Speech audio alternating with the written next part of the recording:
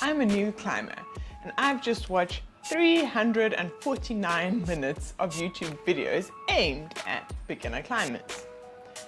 Can you guess the 3 most common pieces of advice that these videos have in common?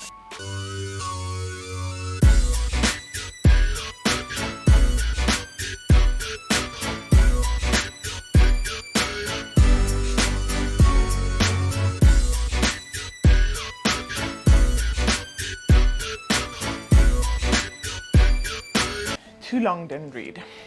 Okay, let's get the sensible stuff out of the way. Let's start with the most useful, the most uncontroversial advice that all these videos have in common. This is the bite-sized, too long, didn't read version of this video. Firstly, climbing involves a lot of technique and unique body movements. You need a large volume of training to learn these new things. The best thing a beginner climber can do is to climb a lot. Secondly, tendons adapt more slowly than muscles. When you start climbing, your muscles may progress more quickly than your tendons. Climbing for shorter amounts of time, but more frequently, is the safest way to achieve a high training volume. And finally, as a climber, you need to be able to solve a variety of problems on the wall. You're not going to get better at climbing if you climb a lot, but keep climbing the same stuff.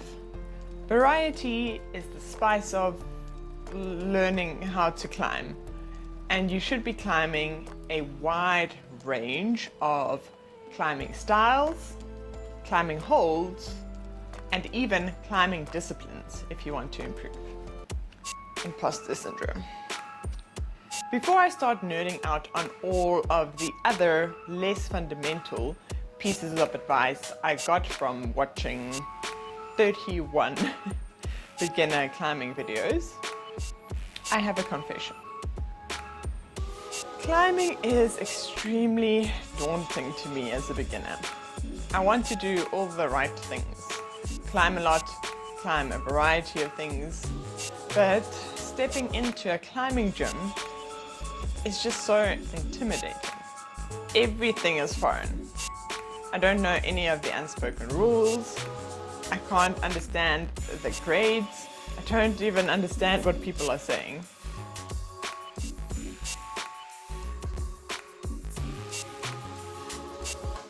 Honestly, when I went to the bouldering gym in Iceland, where they speak Icelandic, I was no more or no less confused than in my home gym, because I couldn't understand anything in my home gym either.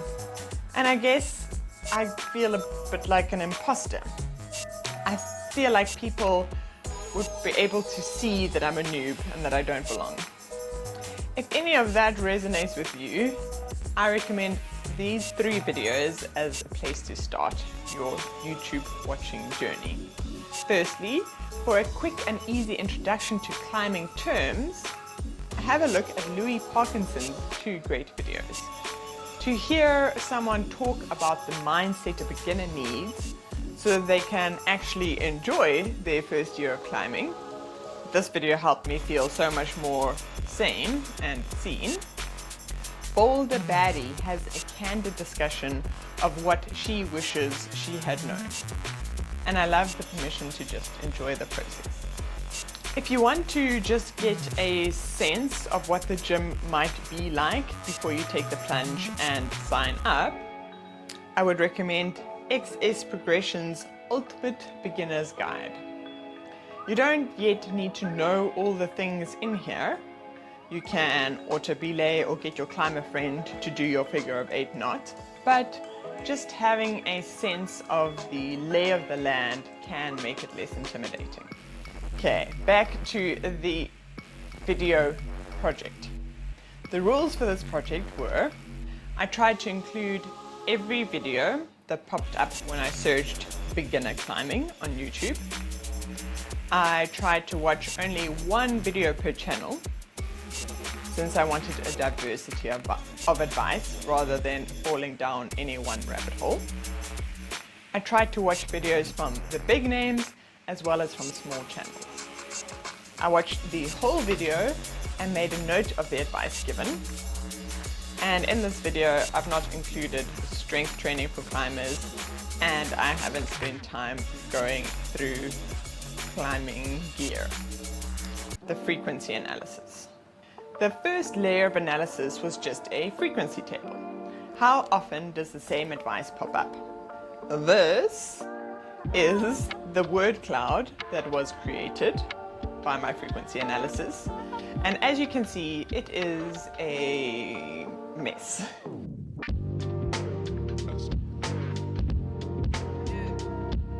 The advice ranges from technical advice to mindset advice to training advice to gear advice.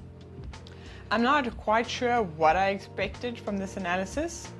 Probably I hoped that some magical piece of advice would rise to the top, I guess, but I didn't get much. So I decided what I needed was a more organized approach to the advice. In the rest of the video, I want to give you a comprehensive schema of advice, extracted from the 349 minutes of YouTube videos I watched. In the schema, I started with climbing basics, and I've already described the common sense advice of volume and diversity. Next, I've identified efficiency, footwork, and balance. Efficiency sums up the philosophy of training for climbing, and it includes the two competing philosophies of climbing: climbing quickly and climbing aesthetically. Footwork and balance, and where they intersect at balance feet, form the basics of climbing technique. I've also identified the climbing mindset most people advise you cultivate, and advice for seeing the big picture in your climbing journey. You can skip to the part that interests you using the video chapters below. Part 1, efficiency. One of the videos I watched described climbing as the activity of not falling off the wall. One of the easiest ways of falling off is being too tired to stay on. Hence, climbers are obsessed with climbing efficiency, getting the most climbing for the least amount of effort, thus decreasing your fatigue. Now, there are a couple of ways that you can do this. As an example, I've classified the advice to climb with straight arms as an efficiency tip. By keeping your arms straight while you climb, you're avoiding overusing your biceps because you're engaging your bigger muscle groups. Maybe you're using your back muscles, maybe even your legs, glutes, and core. If you overuse your biceps, it's inefficient because you're asking two small muscles to do all the work of moving this whole body up a wall. Sure, if you have strong enough biceps, they may be up to the challenge. But even if they can do it, they will fatigue past the point of failure quickly if you overuse them. At this point, I just briefly want to talk about the climber's favorite topic, finger strength. 3 of the 31 videos suggested working on finger strength explicitly, while 4 of them suggested not adding any climbing specific training until further down the line. The just climb, don't train school of thought is based on the idea that climbing specific strength will come from climbing lots and climbing varied things. But for the sake of completeness, I will quickly list the hand/finger advice from the videos, which is more about how to use your hands while climbing than it is about how to train for finger strength. Firstly, the advice is get as much friction as possible on slopers. Use your whole hand, and this is easier if your body weight is below the hold. Use your thumb when you're engaging pinches. And if you have to stick 2 fingers into a pocket, go for the 2 that are the most similar in length. Back to efficiency. So knowing when and how to rest on a route or between boulders is also a form of efficiency. This is also closely related to route reading and being strategic in how you climb a route. But the 2 main branches of the efficiency tree are what I've dubbed speed and beauty. From the speed camp, you get the advice that you should climb quickly. You'll get further before you fatigue because your muscles are spending less time under tension. The beauty camp disagrees. By climbing quickly, you're probably using strength over technique, which is by definition less efficient. The ideal solution is, of course, as always, somewhere in the middle. It is true that if you always use strength and never develop technique, your progress will plateau when you reach a difficulty level, known as a climbing grade, where your strength isn't enough to brute force your way up the route. At this point, you need the efficiency of good technique, being able to do the same amount of work with less effort. Someone like Louis Parkinson is very vocal about the fact that if you don't learn the technique when you are a beginner, it will be a lot harder to go back and learn the basics once you've hit the strength ceiling. Hence, he advises against moving through the climbing grades too quickly. The thing about climbing grades is that they're pretty subjective. A climb you find easy, I might find extremely difficult, just because of the differences in our strengths and style. Grades offer the dream of progression, but progress often isn't as linear as, say, moving from a V2 to a V3. To practice climbing both fast and with technique, you have to climb a variety of different grades. Never let a climb's grade put you off from trying it. You should generally climb easier grades if you're practicing technique, and you should climb grades that don't come as easy to push yourself to develop strength and skills. If you've been in the gym, or if you've been watching YouTube videos, you might have come across the concept of your flash grade. This is the climbing grade where you can complete the climb easily on your first go, even if you don't do it technically perfectly. In essence, your skill is higher than the grade. As a beginner, you should do climbs at your flash grade for 2 reasons. Climbing a route quickly generally relies on your intuition and subconscious expertise. So climbing routes at your flash grade, especially if you haven't done them before, gives you the feedback you need to develop your intuition. You either solve the route or you fall. On the other hand, climbing a route slowly, with intention and with perfect form is good for learning technique. If you're learning a new technique or doing drills, you want it to be on a grade that feels relatively easy to you. But, especially as a beginner, you shouldn't get stuck only climbing the easy stuff. You should have some projects. Climbs you cannot reasonably complete now, but you work at it to eventually be able to do all the moves and then later put it all together and send the route. Your project should be beyond your comfort zone and develop new skills. Very much deliberate practice. Don't be afraid to practice some moves on a potential project, even if you're far away from being able to send the whole thing. When projecting, you're getting feedback on climbing beautifully. Is there a better way to do this move? What if I do this? Through this process of trial and error, you develop new skills and techniques. Part 2, footwork. Your feet are the foundation of climbing. When you've got good feet, you can use your legs to generate power. Like climbing a ladder, you want to step up, using your arms and hands for balance only. So, how do you place your feet on holds to make them good?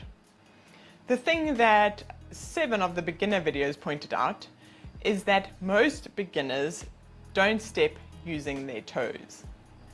You should be placing your feet so that your big toe is doing most of the work on the hold. Your big toe is surprisingly strong and responsive. Using your toes in this way helps you to balance on a foothold and also allows you to pivot on a foothold so that you can make the most of your body positioning. Once your foot is on a hold, don't move it too much. Moving it around feels like you're getting a better position, but it makes it exponentially more likely that you'll slip off the foothold. This is where climbing precisely and with good technique helps. You make conscious decisions about where to place your foot, and hence don't need to adjust it. The videos also detail the ways to use your toes. Edging is placing the rubber on the edge of your shoe onto the wall. We usually use the inside edge to make the most of the stability offered by the big toe. Outside edging can also be useful depending on the direction you need to go in. And smearing, on the other hand, is when you use the part of your shoe that isn't the edge. When there is no defined foothold, you can use the rubber on your shoe against the wall. The friction is what gives you purchase. You can increase the friction by keeping your heel low to increase the area of the shoe that is on the wall. Looking for bumps or dips to use can also increase the amount of purchase you have on the wall. Ooh, I've just realized we haven't even spoken about shoes yet. What kind of beginner climbing video is this? So the advice with shoes is buy shoes that are close fitting but don't cause you any pain. In my experience, climbing shoes are weird, and basically the only way to find your Goldilocks shoe is by physically fitting it. Because the fit of different shoes and different shoe brands is wildly varying.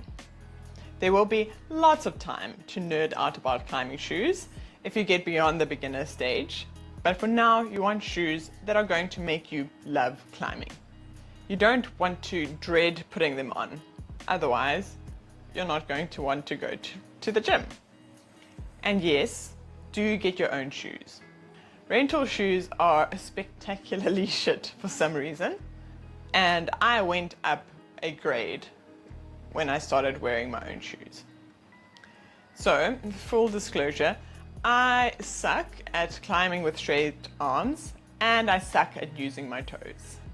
But the thing I suck at even more than that, the thing I truly, deeply do not understand, is how to use your feet to balance. So, some beginner advice says that to keep your feet directly below your center of mass, so that you can improve the balance. This makes sense, right? It's like climbing a ladder. You don't climb a ladder like this because you'd have less power to go upwards. If you don't have your feet below the center of mass, you can rock over so that your center of mass is over your toes. So you move your hips and your body weight over onto the leaning foot. So the way I remember it is because Coach B from the climbing videos always says, keep your nose over your toes. But at the same time, other videos introduce you to the tripod theory. They point out that the two legs of a tripod, if they're close together, then the whole tripod is unstable, while wide legs provide a more stable base. Which, in my admitted complete ignorance, seems like contradictory advice, because now neither foot is under your center of gravity. They both make sense, but they're not the same, right?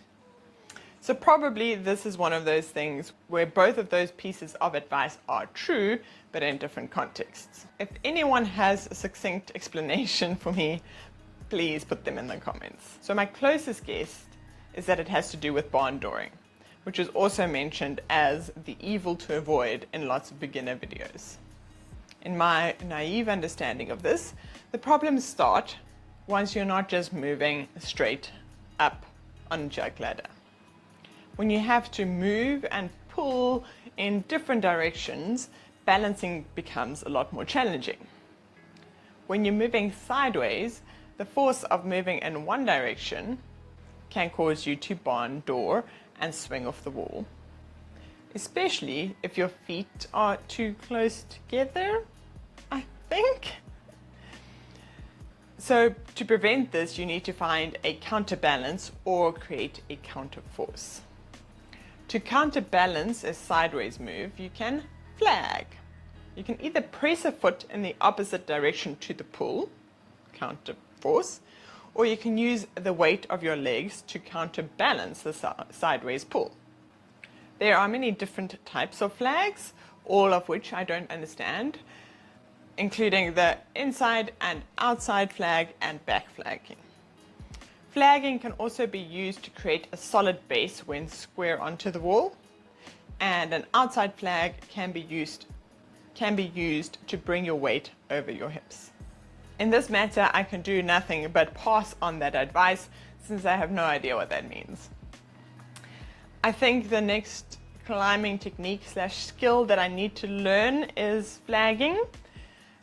So if you want, I can make a video of me trying to decode it, because it feels like it would be useful to know. You can also create a force that counters the direction of the pull, usually by pressing with a hand or a foot. A toe hook or a heel hook can also be used to create a force that counters the direction of the pull. The thing people do agree on is that, as a beginner, you should be focusing on finding good footholds, not good handholds. Not just for the sake of efficient climbing, but definitely for the sake of balance. Balance is, of course, not only accomplished through footwork. How you position your body on the wall can help both with balance and make your footwork more efficient. In general, you want to keep your hips fairly close to the wall, but as soon as a climb gets a bit more technical, it's not as simple as keeping your hips square. If you think about it, when your hips are square to the wall, you're sort of poised to push your weight away from the wall. If you didn't keep body tension, maintain your core and body tension for balance, including tension by using the counterforce and counterweight techniques discussed above, you would naturally pop off the wall, as you might have experienced yourself if you tried to follow the straight arms advice. In contrast, if you pivot one hip towards the wall, you create a much more stable position and your weight is much more over your leading foot. Hip rotation also allows you to step through, to flag, to smear, and to get a drop knee.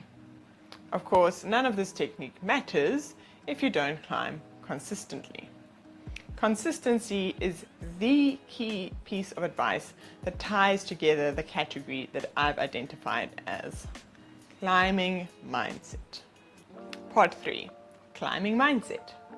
Of course, like anything that is hard and new, the biggest component to success is how many times you try. Consistently turning up to climb is what's going to turn you into a climber. Being able to turn up and keep learning is what's going to drive your progress. Dave McLeod asks you to think about your climbing philosophy. Do you value the end results, being able to climb harder grades, or do you value the principles of climbing? Things like skill acquisition, personal growth and learning, mental strength, etc. Consistency might be easier if you unlink your self-worth from the outcome of climbing.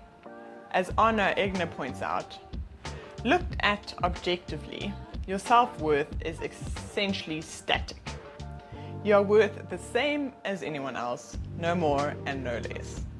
Having made it up climb X, Y, or Z is not relevant. You may be glad to have accomplished these climbs, but they've not increased your worth as a person. Yet, your best climbs have given you something. You can feel it. So what is it if not self-worth? It is growth. The experiences have helped teach you something about yourself. They've increased your self-knowledge and thus your personal power. This focus on learning and growth allows you to turn up day after day, even when it feels like you've plateaued. Because, all the beginner videos warn, progress isn't linear. Being able to climb one V3 doesn't mean that you can climb every V3. A big increase in strength doesn't guarantee an equally great increase in the climbing grades you can make. All the beginner climbing advice videos urge you to take a big picture view of your climbing. Because it is such a skill-intensive sport, it really doesn't matter what you do in the first month or 6 months or a year. Technique takes longer to develop than strength, muscles, tendons. You need a long-term plan in addition to your session-to-session plan. In this way, you'll be able to reflect on your big picture progress. This is important because session-to-session comparisons aren't really that useful in climbing. You can be progressing while not seeing linear improvement in the moves you can do or the grades you can send, especially from session to session. Showing up for climbing for multiple years is the key to success. So, how do we do that? The advice videos covered 2 areas: injury prevention and fun. Part of being consistent is not getting injured. Injury prevention for beginners is pretty simple. Listen to your body and give your tendons plenty of time to adapt. Having a good warm-up routine will help prevent strains and sprains. Resting is very important. During each session, you should rest enough between climbs to not overexert yourself. And especially in the beginning of your climbing journey, you should rest enough between sessions to allow your muscles and fingers to recover fully. You should look after your skin in whatever way feels kindest to you. So for example, a tip I picked up from the video, from Magnus's video actually, is that I don't like the feeling of chalk on my hands.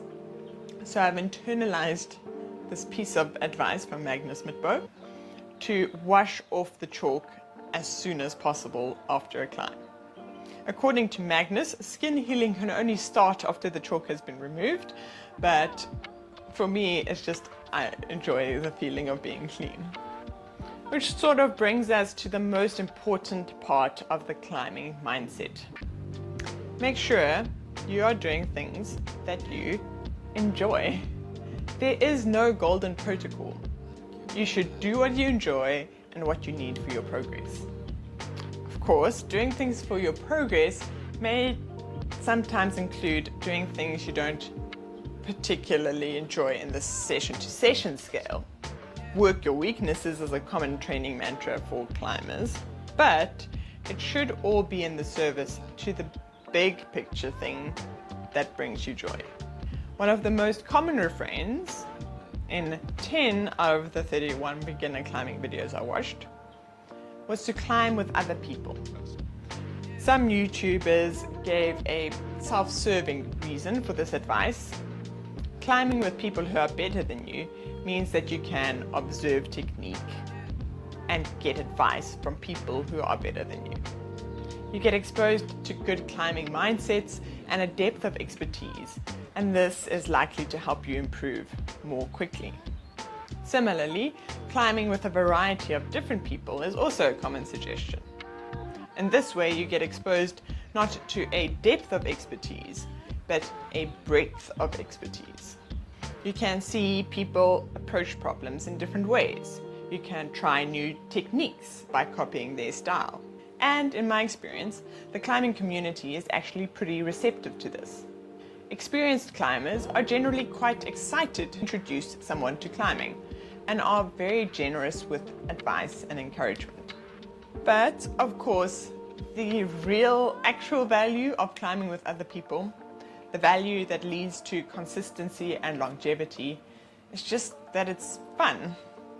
Climbing with people who make the experience enjoyable and feeling like you belong to a community is just a really nice thing.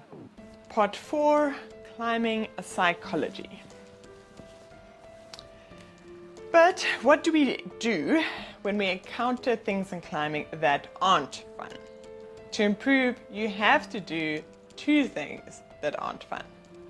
You have to try hard and you have to work your weaknesses. These things aren't necessary for climbing, of course. You can go to the gym and have fun and be part of a community. Trying hard and working your weaknesses arise in the context of beginner climbing advice videos, particularly those videos that talk about what people wished they knew before they started climbing. What advanced climbers want you to know is that their greatest improvement in climbing, especially in the beginning, generally doesn't come from training. Instead, it comes from how you view climbing. Your climbing mindset can help you to be willing to try the things you need to do to improve. Trying hard and conscious ways to improve. Work your weaknesses. The first mindset shift is to make peace with failure. Trying hard, giving 100% mentally and physical, leads to failure. Failure is an inevitable part of climbing. It's a form of feedback. Often, failure comes in the form of falling off the wall. If you are working on things that you can't do yet, you will fail at them. This is important and valuable, of course, since failure leads to learning. So normalizing failure means that you can uncouple your ego or self-worth from flashing every climb, for example. It means that you will try moves that you're pretty sure you will fall on. It means you won't back down from a climb that you can't yet do. Instead, you work at getting better at bits and pieces of it. So if you're giving it 100%, falling is an inevitable part of climbing. Lots of the beginner advice is on learning how to fall well and learning how to handle the fear of falling. For example, people suggest that you include falling into your warm-up so that you get better at it in controlled situations. Working your weaknesses is another mindset shift. Often we want to do the things we're good at. Those things are fun and make us feel competent. And we generally fail and fall at them less. But for the sake of climbing improvement, the YouTube videos suggest focusing on your weaknesses. When completing a climb, focus on what you could have done better. Work your weaknesses in the warm-up, whether this means working on mobility or doing a style of climbing you find difficult. As a beginner, you can work your weaknesses simply by focusing on one of the basic training principles I started this video with: variety. As a climber, you need to be able to solve a variety of problems on the wall. You're not going to get better at climbing if you climb the same thing every time. You should be climbing a wide range of climbing styles, climbing holds, and even climbing disciplines. Even the ones that feel scary and that you suck at. Advanced climbers wish that they could redo their first year of climbing with intention. They say they would be more mindful of the experimentation process of learning how to climb. They have learned how to be observant and look for feedback in the form of failure and effort and pain. What about that move made me fall off? Why did that feel harder that time? Ooh, no, let's not do that. That hurt. If you're not great at this type of mindfulness and observing your climbing, film yourself. That way you can see what changed between attempts. Make a mental or physical note of different aspects of your climbing. So, now that you've listened to the whole schema of advice, I ask you again, can you guess the 3 most common pieces of advice these videos had in common? From the frequency analysis, the 3 most common pieces of advice for new climbers are: number 1, climb with straight arms.